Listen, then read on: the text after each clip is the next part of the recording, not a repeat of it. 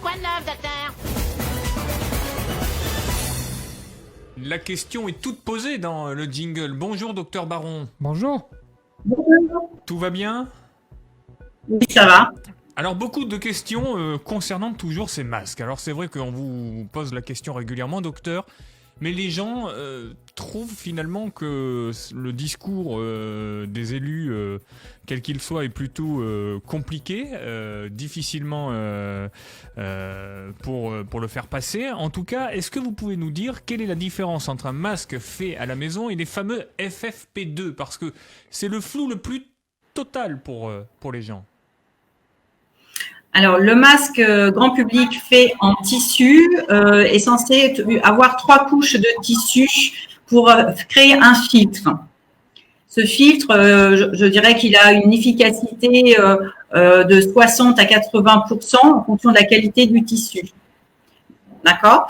Concernant les FFP2, ce ne sont pas les masques chirurgicaux que vous voyez classiquement, ce sont les masques bec de canard. Et le filtre a une efficacité de 97%. Autre question, docteur, c'est vrai que ça fait râler beaucoup de gens et de Français. Ce sont ces fameux masques qui sont vendus en supermarché. Alors, sont-ils de bonne qualité ? Je comprends tout à fait la réflexion des gens. On est un peu perdu. Il y a les masques qui sont vendus dans les pharmacies. Les dotations qui sont données aux professionnels de santé et on voit arriver maintenant les masques dans les grandes surfaces. Ce qui est important, c'est de vérifier qu'il y a la marque CE dessus, mais par contre, ils ne sont pas forcément stériles. Le grand public n'a pas besoin de masques stériles. Donc, je comprends qu'on soit tous un petit peu perdus par rapport à ça. Pourquoi on en trouve dans les grandes surfaces et pourquoi pas que dans les pharmacies. Donc, ce imbroglio qui existe, je le comprends tout à fait. Oui, donc, regardez bien ce que c'est D'autant que les pharmaciens ont mis un temps fou avant d'être approvisionnés en masques et du coup ça a engendré pas mal de colère là aussi de la part des gens. Docteur, autre question concernant justement ces masques vendus en supermarché. J'écoutais ce matin sur RTL, pour ne pas citer la radio, le fait que mensuellement une famille de 4 personnes pourrait être amenée à dépenser 200 € pour se protéger. Que faire quand on n'a pas d'argent ? Ça, c'est un gros problème de société, c'est que l'accès aux masques dans les grandes surfaces sont payants et toutes les familles n'auront pas ces moyens économiques de pouvoir y accéder. Donc, il va y avoir une inégalité sociale qui va apparaître. Et je pense aussi aux personnes qui ne peuvent pas aller faire leurs courses dans les grandes surfaces, qui le font faire par d'autres. Et ça, c'est le retrait qui va être aussi une problématique.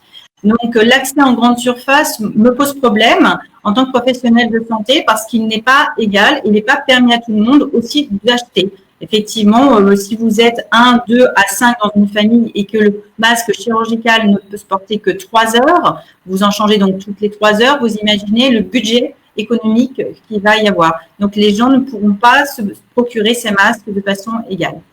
Oui, on comprend bien évidemment les motifs d'insatisfaction de la part des gens, mais c'est une vraie question et c'est vrai que pas tout le monde a la chance d'avoir une mairie ou des collectivités comme celle que nous avons qui nous offrent tous ces masques gratuitement. C'est vrai que aujourd'hui, docteur Baron, c'est là qu'on se rend compte finalement si les élus ou pas sont à la hauteur et surtout certains se sentent profondément concernés. Je pense à Jean-François Fontaine, le maire de La Rochelle que nous avons tous les matins, mais c'est également le cas de ses collègues maires des communes de l'agglomération.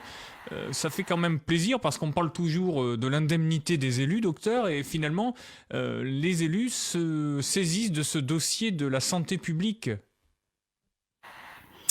Effectivement, les élus locaux sont très réactifs pour la population et ce qu'ils font, c'est une très bonne démarche parce que ces masques en tissu faits selon la norme AFNOR sont aussi efficaces qu'un masque chirurgical. À un degré moindre, certes, mais il existe, il a le mérite d'exister et surtout, il est accessible sur le plan de gratuité. Les locaux ont décidé de le donner. Après, il y aura une durée de vie de ce masque avec les lavages. Donc, effectivement, il faudra bien aussi penser que c'est sur une certaine durée et qu'on ne sait pas après. Donc, je vous encourage à fabriquer vos masques selon les normes AFNOR. En tout cas, merci pour la limpidité de vos propos, docteur Baron, médecin généraliste à La Rochelle. Merci infiniment parce que c'est toujours très clair.